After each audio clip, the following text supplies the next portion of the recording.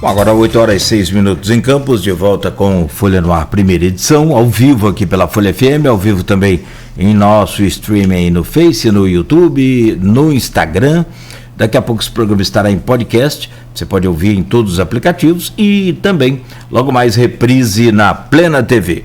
Oferecimento dos laboratórios Plínio Bacelar e Proteus, serviços de saúde e medicina ocupacional com a qualidade certificada ISO 9001-2015. Conversando hoje com o Dr. Nélio Artiles, médico e infectologista, falando sobre a pandemia da Covid-19. Arnaldo Neto. Pergunto no bloco anterior, Nélio, sobre aquele artigo que o senhor escreveu recentemente, sobre como cada corpo reage. Como explicar isso às pessoas no meio de uma pandemia, que, como muita gente já falou, é trocar o pneu com o carro andando, né? E as pessoas muito preocupadas, sobretudo nesse meio de comunicação muito mais ampliado, que é a questão das redes sociais, né? Que todo mundo dá uma opinião, todo mundo se torna um pouco cientista, se torna um pouco especialista em tudo e acha que pode falar o que quiser. Pois é, Deus nos fez perfeito, né?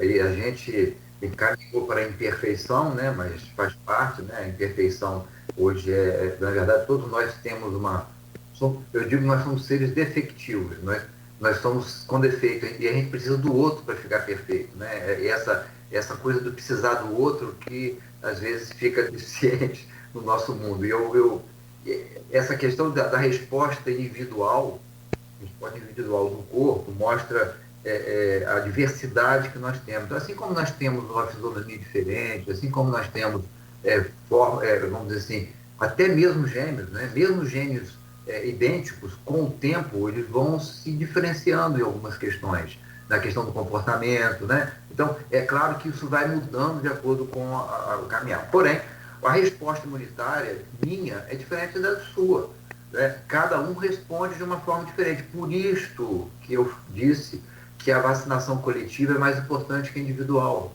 né? Por quê? Porque a ideia de todos é o seguinte: se uma pessoa responde 90% e o outro responde 50%, poxa, não importa, isso vai ser impactante dentro de um coletivo, né? Então, essa diferença de resposta imunitária de uma pessoa para outra, ela é reconhecida há muito tempo, por isso que a gente sabe que nenhuma vacina tem 100% de eficácia, né? Em alguns ela chega próximo a 100%, mas outros ela chega a 60%. Então, isso sempre foi assim, né? Quantas pessoas já tomaram vacina de gripe? Eu tomei vacina de gripe, mesmo assim eu gripei. Não tem isso? Por quê? Porque não é 100%, né? Acontece. Então, as pessoas, claro, uma doença que causa o risco da morte, que dá o pânico que tem dado a Covid, é natural, a gente perde tantas pessoas queridas, a gente tem visto tanta gente morrendo, isso traz uma preocupação muito maior e as pessoas às vezes não entendem isso, que cada um responde diferente e não adianta. Às vezes eu vou tomar a vacina da Pfizer e não vou responder tão bem quanto a vacina da AstraZeneca, entendeu? Porque cada um responde diferente. Então, a gente tem que ficar correndo atrás disso, procurando isso? Não. Nós temos que jogar o máximo possível de anticorpos nesse mundo nosso para que o vírus tenha a sua dificuldade e pare de circular. Agora, a gente está nesse processo de vacinação e teve um fato, no mínimo inusitado, né, em São João da Barra, que ganhou inclusive a mídia nacional, foi a aplicação de 44 doses trocadas de vacina, né? Era para ser a vacina contra a Covid, mas a aplicação foi de vacina contra a polio. O quanto isso reflete negativamente, na sua opinião, nessa questão de chamar as pessoas à imunização, né? E qual o risco para quem tomou essa vacina, para esclarecer mais uma vez? Já ouviu o senhor falando na Inter sobre isso também, outro especialista falando também sobre o mesmo assunto, né? Que o risco, né, existiria risco. E outra dúvida que ficou, muita gente, quando ele falou que a vacina era da polio, todo mundo falava, mas a polio não é só gotinha? Então, como que aplicou essa vacina? Na verdade, foi uma infelicidade, né? E uma questão mesmo de falta de organização do local, tudo. Claro que é aquela história de sempre achar que tem um culpado, mas é o sistema ali que está culpado, né? É a organização do local que está culpado, que precisaria realmente se organizar melhor. Assim como, se você buscar um culpado, todos nós somos, inclusive quem recebeu. Quem recebeu também é culpado. Por quê? Porque nós temos a obrigação de toda vez que recebeu a vacina, olhar qual é a vacina que está sendo aplicada, olhar qual a validade da vacina, não é? Ver se o profissional de saúde está fazendo os procedimentos adequados. Então, olha, a responsabilidade é geral, realmente é de todas. A vacina polio, nenhuma vacina hoje a gente pode dizer que causa problemas de saúde. Todas elas, pelo contrário, todas são benéficas. Vacina nunca é demais, como a gente diz, né? A vacina sempre é benéfica. Então, se faz-se o uso de uma vacina inadequada ou errada, a gente pode dizer que a parte ruim disso é que não tomou a vacina certa, só isso. Mas não que a vacina vai causar algum problema. Essa vacina polio inativada, existe a polio oral, que é a polio gotinha, tal gotinha, que é feita de vírus vivo mesmo, vírus vivo atenuado, né? Um vírus vivo aleijadinho lá, que não consegue fazer sua infecção, mas imuniza. Foi o que erradicou a poliomielite no nosso país, com certeza. Mas ela não foi totalmente, quer dizer, a gente corre risco ainda de ter poliomielite entrando no país de novo. Na África tem muitos países com poliomielite. Então a gente acaba fazendo o quê? Usando a vacina, não mais a gotinha, a gente acaba usando a vacina inativada, que é no músculo da criança, que é uma vacina que é de vírus morto, né? Essa vacina normalmente ela está junto com outras vacinas, mas existe ela isolada. E parece, né, que eu nem conheço, não sei, mas parece que o frasco é parecido.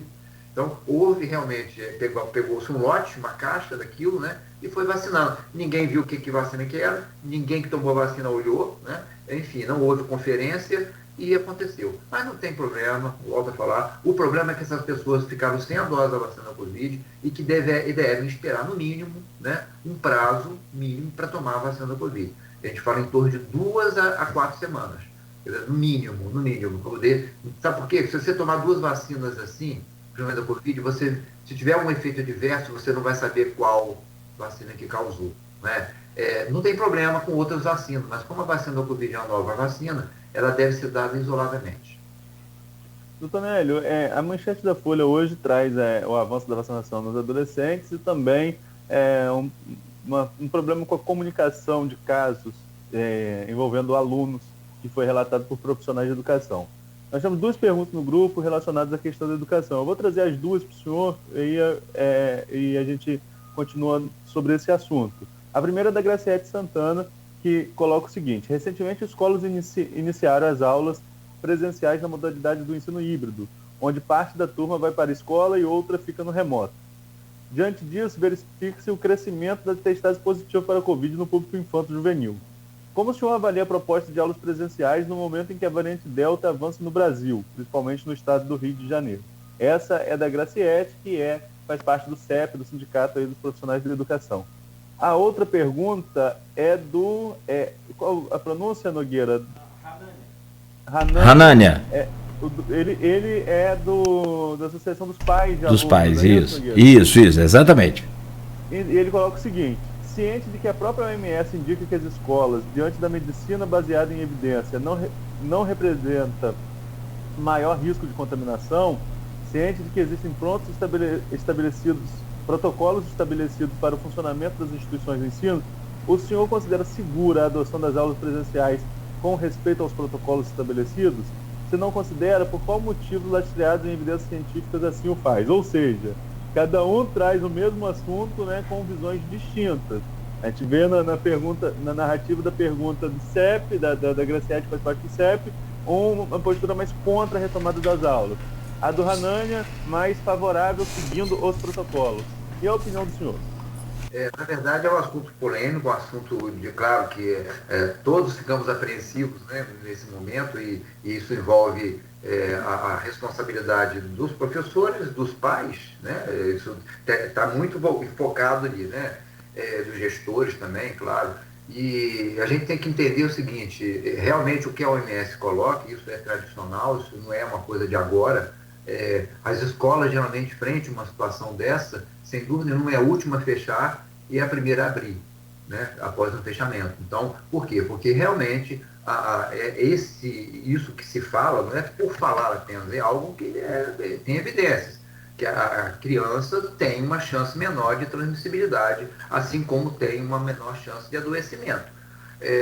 Porém, a gente tem que entender o seguinte: falou sobre a variante Delta, realmente, que preocupa, porque a sua transmissão é maior. Isso tem ocorrido no Brasil como um todo, mas particularmente no Rio de Janeiro. Isso é muito dinâmico.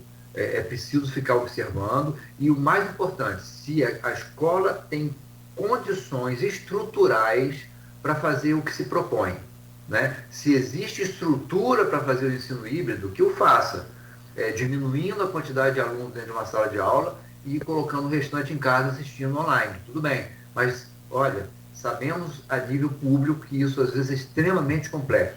Existem escolas em campos que não poderiam nem estar abertas, né? Não só em Campos, mas no país como um todo, né? Que tem extremas dificuldades estruturais. E a gente sabe que fazer esse tipo de modelo muitas vezes pode não funcionar. E na situação da presença do aluno, quando é presencial, vem a questão da testagem, que é fundamental, e acho que a Secretaria está fazendo, pelo menos está se propondo a fazer. Existe uma proposta, o Charles falou comigo, existe a proposta de ampliar a testagem de uma forma periódica, né, da questão dos estudantes. Isso vai ser muito interessante. Mas você sabe que isso apenas é uma forma de você também proteger, porque você afasta aquelas pessoas que estão com o vírus, né? Então você diminui as chances de transmissão, mas isso já é uma coisa, já você vai atuar no momento que já está em curso, né? Você vai pegar uma criança que está ali presente para detectar o vírus. Tudo bem, você protegeu vários, mas talvez esteja, deixa, vamos dizer assim, de atuar efetivamente. Então, o que eu quero dizer com isso?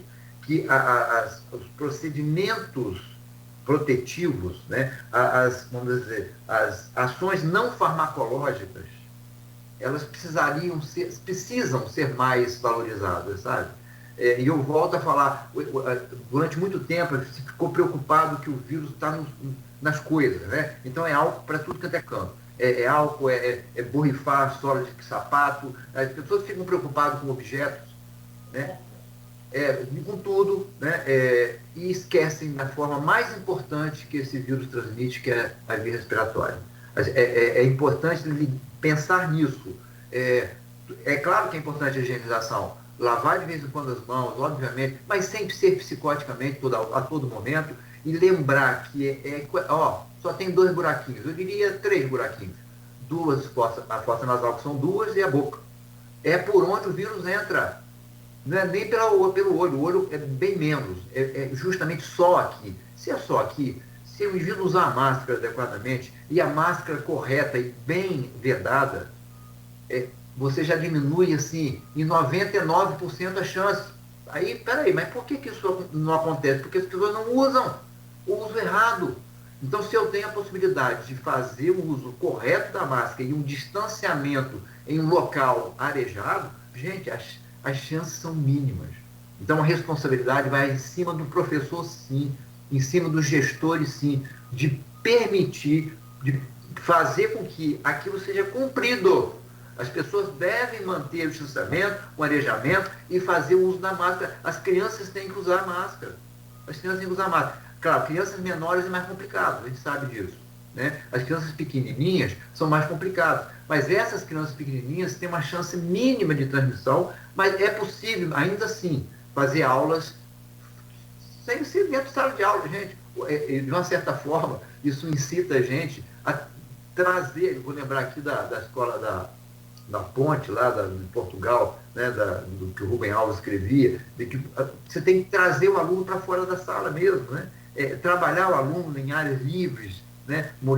Dar aula de biologia, de matemática no jardim, né? Quer dizer, são coisas tão importantes que se pode ensinar dessa forma e de uma forma protetiva. Então, o dano que hoje as crianças, nossa geração, olha, são 1 ano e meio que nós temos crianças danificadas no sentido assim, né? Crianças que estão sendo, não estão recebendo aquilo que deveria. E você sabe que não é só aula, é o relacionamento, é o contato ali social, né? O crescimento dessas crianças, o desenvolvimento psicológico, neurocognitivo, tudo isso depende muito da questão da escola. Então, vamos com cuidado, claro, se as curvas aumentarem de forma perigosa, né, tenho certeza que a Secretaria vai atuar, mas o momento é possível, desde que haja responsabilidade de fazer as ações não farmacológicas, já que a vacina em crianças ainda não está permitida.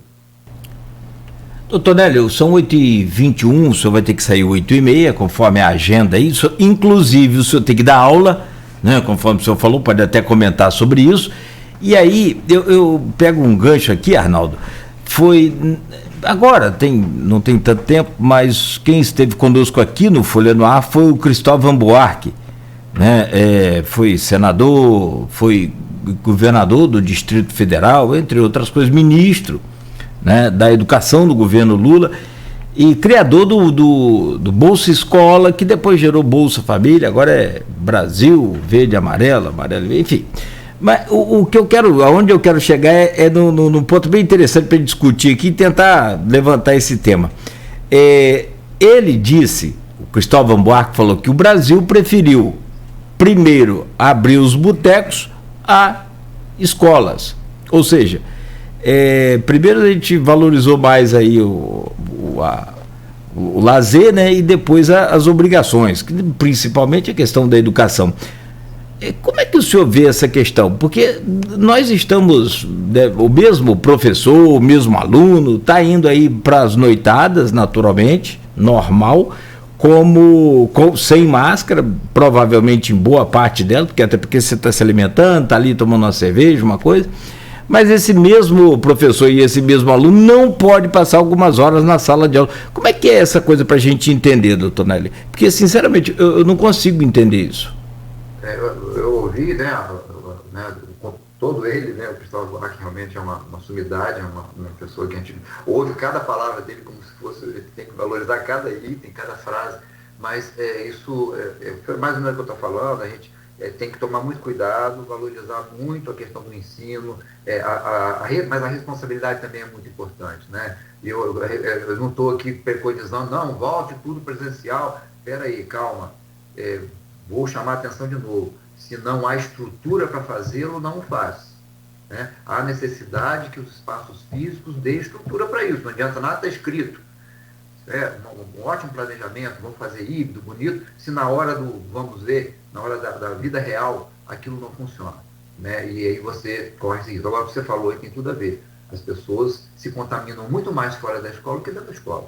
Né? Aí pega a Covid e fala que foi na escola. Não. Tem os contatos sociais que estão acontecendo, os jovens estão indo para a rua, a gente está vendo aí aglomerações, festas uma atrás da outra. Né? Então, claro, óbvio que a transmissibilidade vai ocorrer. Então, a gente vai poder funcionar tudo e a escola, que a gente sabe que o risco é menor, não vai. Então, não é assim.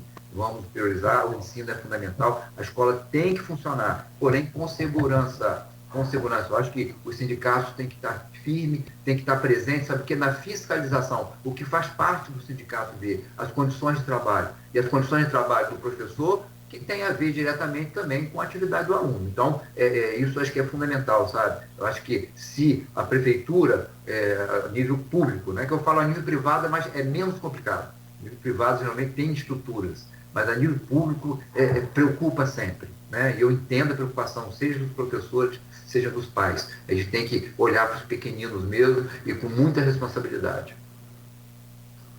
Doutor Nélio, só fugindo um pouquinho aqui da Covid, né? Nós estamos no período de inverno, esse tempo seco, isso aumenta também outras doenças respiratórias. Isso leva uma falsa sensação também do paciente de procurar atendimento de Covid por causa dessas outras doenças respiratórias que acontecem num momento como esse? Olha, muita coisa, não. E aí é importante essa pergunta sua, porque a variante Delta, por exemplo, trouxe uma mudança da clínica. A apresentação clínica da Covid não é mais a mesma que a gente tinha lá na fase inicial. Hoje a gente vê com menos frequência, por exemplo, a perda do paladar e olfato. Antes era uma coisa quase que constante de todos os pacientes. Hoje a gente vê um quadro mais parecido com uma gripe, uma alergia. Então as pessoas às vezes falam assim, isso é importantíssimo se colocar agora, Arnaldo, porque uma das responsabilidades principais do pai e da mãe, e do professor, mas principalmente do pai e da mãe, de não deixar um filho ir para a escola se está com o narizinho escorrendo, ou se está com uma pequena resfriado, se está espirrando, sabe? Se está com a gargantinha um pouquinho doendo, não, isso é alergia, não, isso é porque o tempo está seco. Né? Então qualquer gripe, mínima que seja, qualquer processozinho respiratório, deve manter essa pessoa em casa, porque há o risco, mesmo de ser essa coisinha leve, ser a Covid. Porque é assim que ela se apresenta, na maioria das vezes, na criança. Né? A forma muito leve mesmo. Então, é muito comum. As pessoas, às vezes, vão a um atendimento por um outro motivo. Porque a garganta está doendo. Estou com sinusite. E, na verdade, é a Covid. E muitas dessas pessoas não fazem exame, não testam e ficam sem diagnóstico, inclusive. Né? E as pessoas, nem a secretaria fica sabendo. Então, a gente tem que tomar muito cuidado. Qualquer processo gripal hoje tem que tomar cuidado, porque pode transmitir para outros. Tá? Então, a máscara é fundamental, mas se você está gripado, ou se a criança está gripada, deixa em casa. Né? Se está com gripezinha, mesmo que mínima, deixa em casa. Tá? Isso é importante. Doutor, a gente está caminhando para o final da entrevista. Nogueira, tem mais alguma pergunta? Pergunta a gente tem, o problema é o tempo, né, Nogueira? Não, pode, fecha aí você aí, tem... Então, aqui, no cenário que se apresenta hoje, sobretudo aqui no estado do Rio de Janeiro, com essa presença da variante Delta, que parece, incluo na pergunta, parece ser dominante aqui no estado, ou caminhando para isso, né? E, por exemplo, a cidade do Rio, que tem um potencial turístico ímpar, capital do Brasil para o mundo, né? Cartão postal do Brasil para o mundo, e recebe gente do mundo inteiro, e sempre, inclusive na pandemia, eu estive no Rio na pandemia e tinha gringo circulando na cidade, óbvio que em proporção bem menor, né? Mas, enfim, o Rio planeja Carnaval, planeja Réveillon, planeja tudo com uma certa normalidade ali para depois de novembro. É ser otimista demais? Eu acho que é ser otimista demais, né? Mas tem que ser otimista, né? Temos que ser otimistas sempre, né? Mas talvez o demais aí que você falou. Eu acho que a gente tem que tomar cuidado. Você vê que nos Estados Unidos nós tivemos lá um procedimento que eu achei muito estranho. Eu não entendi até hoje por que aconteceu isso, quando o Centro de Controle de Doença lá de Georgia, Atlanta, né? Que é o grande, que é como se fosse aqui na nossa organização aqui meio que não é a Anvisa, é a Anvisa também, mas é como se fosse um determinante, né, das questões de saúde lá dos Estados Unidos, liberou a máscara, né, liberou a máscara de uma forma muito estranha. E aí a gente começa a ver as curvas hoje dos Estados Unidos, que estão apavorantes. Os Estados Unidos estão voltando a ser os que têm maior número de casos e mortes, principalmente nos estados republicanos, nos estados que não vacinaram, né? E aí preocupa essa volta à normalidade, né? Claro que preocupa. Porque, sabe por quê, Arnaldo? Não propriamente pela situação em si, mas se a gente tomasse atitudes não farmacológicas com responsabilidade, tudo podia voltar sim, mas as pessoas não fazem. Não adianta, quer dizer, por mais que você vê São Paulo agora abriu, né? Lá, vários barzinhos, tudo lotado. Aí você vai ver, na hora que passa a imagem, você raramente vê uma pessoa de máscara, raramente você vê todo mundo aglomerado ali. Então, isso não pode dar boa coisa. Nós estamos falando de uma variante Delta que está começando no Rio de Janeiro, daqui a pouco tem São Paulo e no Brasil todo. A gente começa a ver o amarelo, naquele mapa, né, mapinha que a gente vê amarelo, azulzinho, mas você vê que a cor vai mudando. Então, eu sou otimista, mas eu sou um otimista com cuidado, aqui atrás, né?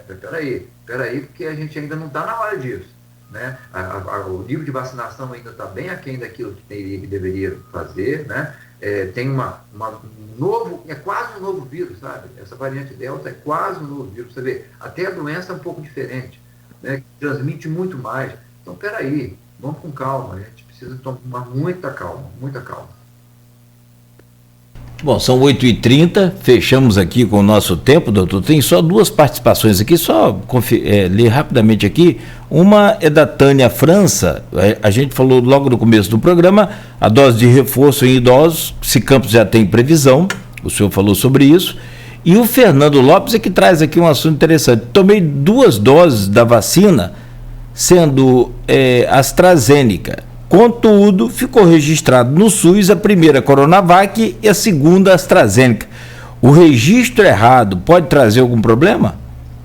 Eu acho até que pode. Inclusive, eu também, está acontecendo a mesma coisa comigo. Eu tomei 2 doses de Coronavac, só está lá que eu tomei 1 dose. A segunda dose não aparece esse Conecta SUS, né, que tem essa. Isso. Então, isso é preocupante, porque você vê, a Espanha acabou de abrir agora para a entrada de brasileiros, mas é preciso levar justamente do SUS, né, esse certificado, né? Então, isso eu não sei como é que isso vai ser. É um processo mesmo complicado, me preocupa também isso. Quer dizer, como é que está o registro disso a nível, né, do país como um todo? Eu realmente não sei. Pode prejudicar, sim, se o indivíduo tiver que se ausentar, né, ou ter que ir para algum lugar, ou até para comprovar mesmo que tomou a vacina. Doutor Hélio, nossos agradecimentos aqui até são poucos perante o grande serviço que o senhor presta aí para a nossa comunidade através desse programa, através, né, do seu trabalho, através também das suas colunas no jornal Folha da Manhã, enfim, né, a contribuição do senhor é gigantesca. Muito obrigado, continuamos aqui à disposição do senhor também, né, esperando poder retribuir de alguma forma esse carinho que o senhor tem conosco. Eu agradeço, né? Na verdade, até esse ano estou comemorando 9 anos de escrevendo a coluna, né? Então, o pessoal faz toda semana um artigo diferente, então é muito legal isso, né? Bem motivador para mim. Eu tenho uma honra muito grande de ser articulista da Folha da Manhã. Eu só para finalizar queria agradecer muito, né? Mais uma vez esse espaço é extremamente democrático e muito importante para a população. Eu acho que a Folha FM, né, tem trazido realmente uma informação diferenciada, né, com entrevistas assim impressionantes. Eu acho que eu sou um grande propagandista aqui da Folha FM, porque é imperdível, né? São conversas e debates imperdíveis, né? E de grande valor, que eu acho que é importante para as pessoas não só aprenderem, mas crescer como pessoa, como cidadão. Eu só vou finalizar com uma palavra do grande filósofo Tolstói, que eu acho que vai resumir aquilo que eu falei aqui hoje. Se você sente dor, você está vivo. Se você sente a dor dos outros, das outras pessoas, você é um ser humano.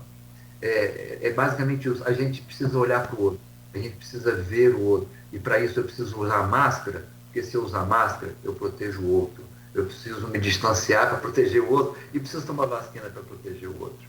Né? É isso, a ideia é essa.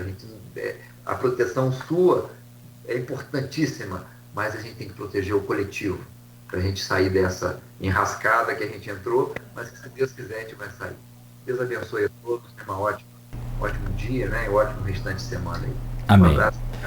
Obrigado, doutor. Bom dia para o senhor, sucesso aí sempre. Arnaldo. Opa, mais uma vez agradecer ao doutor Nélio pela disponibilidade, e não só aqui para a entrevista no rádio, né? Porque o doutor Nélio a gente recorre sempre que tem matéria aí sobre o andamento da Covid. E a gente continua, né, Nogueira? Um abraço, doutor Nélio, e a gente continua aí no próximo bloco. Continuamos assim, 8h34. Doutor Nélio, ainda bem que ele é incansável, né? Ele está aí desde 6 horas da manhã com a gente aí. Muito bem, um grande abraço para o senhor e para a família toda aí. 8h34, um rápido intervalo. Na sequência a gente volta com o fechamento do Folha no Ar, primeira edição de hoje, né? E o oferecimento dos laboratórios Plínio Bacelar e Proteus Serviços de Saúde e Medicina Ocupacional com a qualidade certificada ISO 9001-2015. Básicos baratos.